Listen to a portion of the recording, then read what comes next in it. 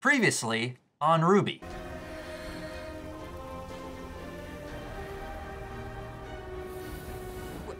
What is this? Where's the power? Surprise, motherfucker! You won't find it. Because Vernal isn't the Spring Maiden. I am! Soka.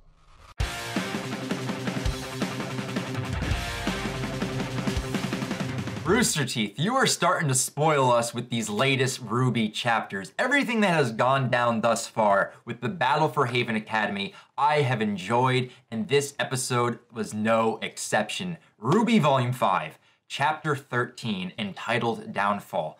I absolutely loved this chapter, this episode. There is one section in particular I rewatched over and over and over again, and most of you guys know what section I am most likely talking about. If you have not watched the latest chapter for RWBY Volume 5, go watch it right now because this is a feast for the eyes. Everything that the crew behind RWBY did for this episode, I really did enjoy. And I'm not just saying this, trying to nitpick or anything, just from a pure enjoyment level, sitting down as a RWBY fan and watching this latest chapter, this is everything I expected and more. I absolutely enjoyed it, so I just can't wait to see. This is the penultimate episode of Volume 5. What does the season finale of Volume 5 have in store for us? What craziness is going to go down? I am just so utterly amazed. I just got to give a bravo yet again to the crew behind RWBY. You did a fantastic job with this latest chapter. And like I've stated before, guys, for my other RWBY reviews, I will be talking about spoilers, so I definitely do not want to spoil you guys on what transpired in this latest chapter of RWBY. Go watch it at your earliest convenience. Whenever you can get around to it, go watch the latest chapter and then come back so that way we can just talk about everything that went down in Chapter 13, Downfall. So you guys have been warned. 3, 2, 1. The main event came in this episode, spring versus fall. That Maiden fight lived up to everything I expected a Maiden v Maiden fight to be. I loved everything about it.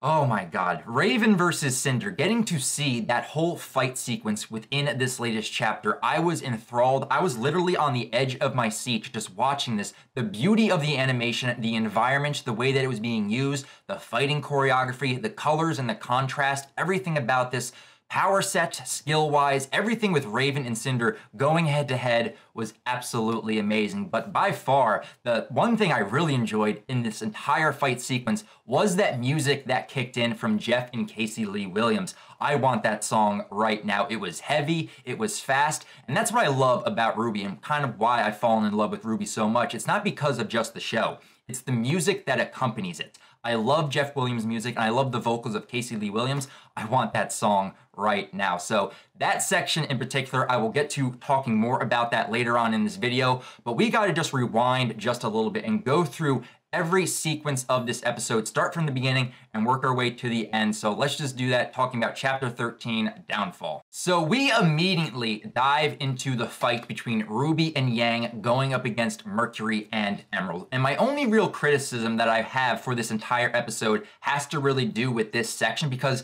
I honestly expected more from the fight going on between RWBY and Yang going up against Mercury and Emerald, because there's a lot of history built in with these characters. So as for me, I just expected a little bit more from this fight, and I thought it was kind of weird when in some sections the fighting kind of stopped and they showed Yang and RWBY, but then Mercury and Emerald were kind of nowhere to be seen. So I thought that was a little weird, but what I really did like about this section is that it emphasized the character growth of RWBY we've seen throughout all of Volume 5 that kind of started with the Yang character short at the beginning of this volume, when it was emphasizing that RWBY relies too much on her scythe and doesn't really have too much skill when it comes to hand-to-hand combat. So when Mercury knocks her scythe out of her hand, RWBY immediately goes in for a headbutt that brought us back to like chapters 3 or 4 when RWBY was fighting against Ozpin, and Ozpin did the same thing to her. I really did like that. She immediately goes up to pick her scythe, looks at Mercury and says, "I am willing to do anything to shut you up." A pissed RWBY is best RWBY. So we cut away from RWBY and Yang and we make our way over to where Jean is still tending to Weiss. And I love the fact that within this section, Rooster Teeth took the time to actually verbally confirm what Jean's semblance is and what Jean's semblance is actually doing to Weiss, because last chapter, in chapter 12, we got to visually see what Jean's semblance was doing to Weiss, how it was kind of encasing Weiss's body and this whitish aura glow, but we didn't actually know 100% what it was that it was doing. But within this latest chapter, chapter 13, we now know that Jean's semblance is that he's able to use his aura to amplify someone else's. So in this situation, he is just adding more power to Weiss's aura to where it's able to heal the wound on its own. So that near fatal wound that Cinder delivered to Weiss 2 chapters ago, she is able to heal it now because her own aura is now being reactivated by the endless supply that is Jean's aura. And we even have Nora looking down at this and saying, congratulations, Jean, you finally unlocked your semblance. And she's worried a little bit because she's like, won't you run out of your own aura? But then Jean remembers back to when Pyrrha, back in Volume 1, delivered the famous line, You have a lot of it.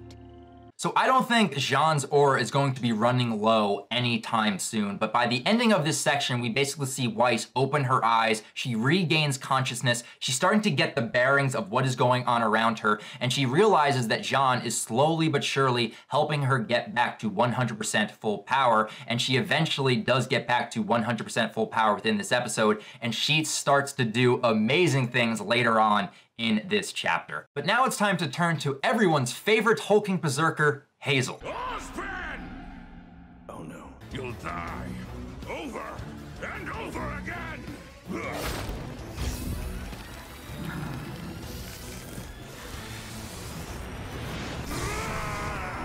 Hazel is going full-on Bane mode on everybody in this latest chapter. Ren, Crow, and Ozpin are having a very tough time dealing with Hazel. But then we have Nora come in to join in on the fight, and when you guys pointed this out to me last week, that the dust infused into Hazel was in fact lightning dust, I knew as soon as Nora entered the fight that Nora was going to win, because all Hazel was going to do was power up Nora's semblance. And as soon as we have these very cool shots of Hazel holding her head down, just seeing the lightning flowing through Nora's body. There are even some shots where you can see her skeleton. She just rips Hazel off him, throws him to the side, and then Ozpin decides to let it drop of what Hazel's semblance in fact is. He can block out pain, which now makes a lot of sense why he's able to infuse so much dust into his body. But this leads into a very wonderful, I mean amazing, Nora moment. And this is why I love her character so much. She delivers this line where she says, I don't need him to hurt. I just need him to go down, and then just immediately swings her hammer as Hazel is coming in, swings for the fences and hits a Hazel home run, knocking him out of the building and actually bringing us into our next section where Blake and all of the Faunus from Menagerie show up to confront Adam and the White Fang. So the White Fang is basically surrounded. We have Gira and Sun leading all of the ground Faunus factions towards the White Fang. We have Kali up in an airship leading the Mistral police, and then we have Blake drop down from one of the buildings and basically tell Adam, it's over. You cannot win. Just surrender right now. But of course, Adam is a sore loser, so he decides, you know what, I'm just gonna take us all out and blow up the bombs surrounding Haven Academy. And this surprises a lot of his subordinates because they're looking at him, it's like, what are you doing? Are you trying to kill us all? But thank God we have Ilya now on our side, because she was able to use her chameleon Faunus abilities to blend in, sneak past all the White Fang members, and disable all of the bombs. She is going to be a powerful asset moving forward in RWBY, and I'm just really glad that she is on our side and not on Salem or the White Fang side. So Adam, looking at this situation, he's like, you know what? The only thing I can do right now is just attack Blake. Moves in for an attack, and this part I absolutely loved, getting to witness that shadow semblance of hers getting sliced, Blake moving to the side, and then going in for this massive attack just to knock him back down to the ground.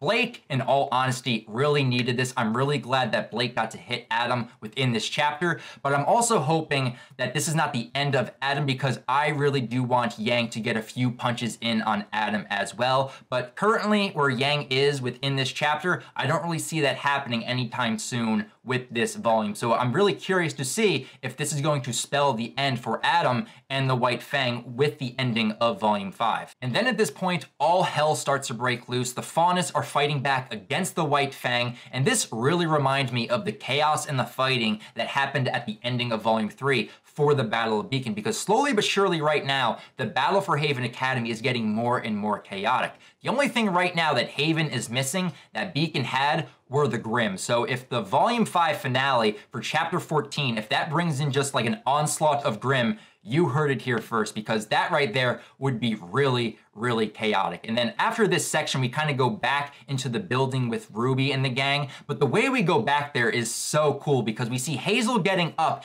and then he immediately gets stabbed what seems to be like a bee sting with this white aura. Gets dragged back in, and what do we see but a fully powered and restored Weiss, who summoned a Lancer Grimm with her power. I love this shot so much. It is just shown so beautifully. It just makes her look so elegant and powerful. Weiss right here looks absolutely amazing. But then we have a wonderful but brief Team RWBY reunion happen before our eyes. Blake walks through the threshold where Hazel was knocked out of the building. Blake notices RWBY, Yang, and Weiss, and the three of them notice Blake. There's this moment where everyone is standing still, but then Yang decides to use this opportunity, thanks to RWBY, to go down the elevator shaft. And I gotta say, Emerald put very poor effort into grabbing Yang, but I love the fact that as soon as Mercury grabbed Yang's robot arm, she just immediately disconnected it and jumped down the elevator shaft, and Weiss used her ice to block their path, allowing Yang to make her way down to the vault of the Spring Maiden. RWBY looks back to Blake, they both nod.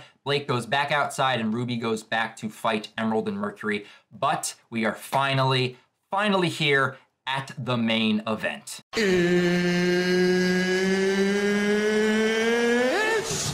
time!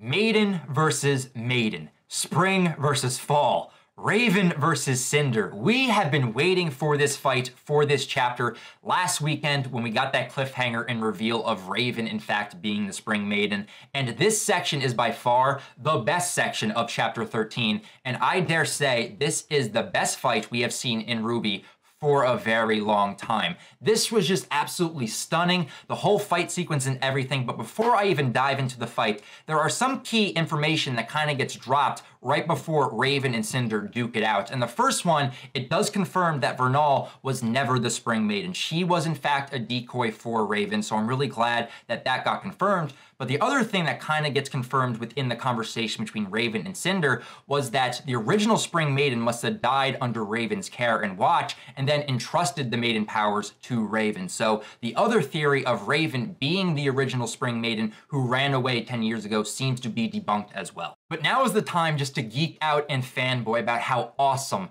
this whole fight sequence within this chapter was, because going into chapter 13, I was expecting great things from this fight, and it did not disappoint in the slightest. This is what I expected of a Maiden v Maiden battle between Cinder and Raven. The choreography was on point, the way the camera rotated as they were fighting, going back and forth, using the environment to their advantage, the fact that we had falling rocks, the colors in the animation, the contrast, the power set, the skills, everything about this fight was absolutely amazing. But when it dived into the choreography, the fact that they were just breaking their swords left and right, and you would see Cinder just constantly reanimating swords at her disposal, but Raven would constantly have to grab blades every time she broke one, put it back into its sheath, and bring out another blade. That right there is impressive even of itself. So that right there is just amazing to watch, watching them bounce around the environment, using their Maiden skills to the utmost extent, and just having the colors, the blue and the red, contrasting one another. That was so cool to watch, and by far my favorite moment was when they were fighting on the stalactites, the falling rocks that came down from the ceiling. And there's one section in particular that really turned me on a little bit. Like, it was just damn sexy when Raven sliced the rock and then just zoomed to the side with that smirk on her face. I was like, damn, Raven, that was a sexy move right there. I absolutely loved it. The way that the fight just escalated the entire time, This right here, I will say it once again, is in like the top 5 fights of RWBY we've seen thus far. And then we reach the climax of the fight where Vernal, with her last breath, manages to distract Cinder long enough for Raven to get behind her, to shock her face, break off the stone mask she has been wearing since Volume 4, and then pushes her off of the edge and just freezes her to where she just falls down into the depths, into the darkness, and we are basically led to assume that Cinder might have died by this, but I am still wondering if that might be the case. So my question to you guys, at least for this section, is Cinder in fact dead, and will she be back? I could see her totally surviving this fall, because if Raven was able to break out of the ice, and if it got revealed she was a maiden, odds are Cinder is able to do the same. So if she doesn't shatter on her way down, you know, hitting the ground, I could see her surviving, and maybe even the end credit scene for Volume 5 will be Salem recovering Cinder from those depths.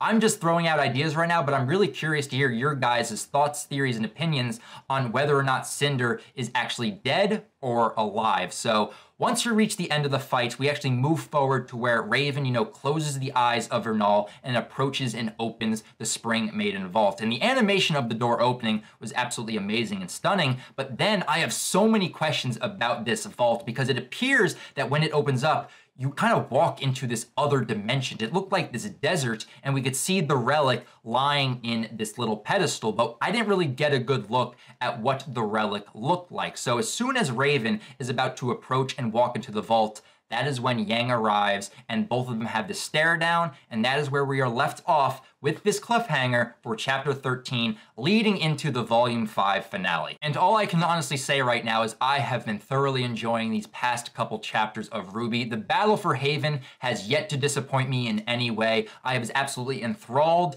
engrossed, and in awe of the fight sequence of this episode. So I definitely want to hear your guys' thoughts, theories, and opinions about this episode. You can leave that down in the comments below.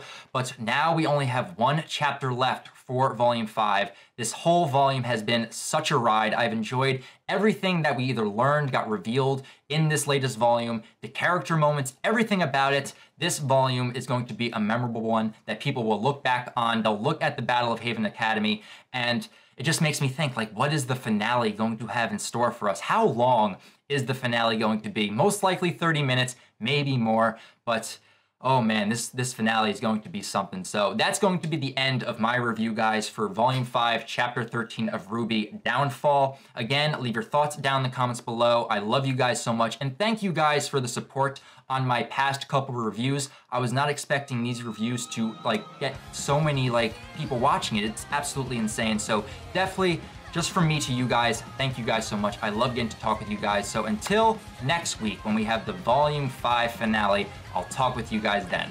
See you later, guys.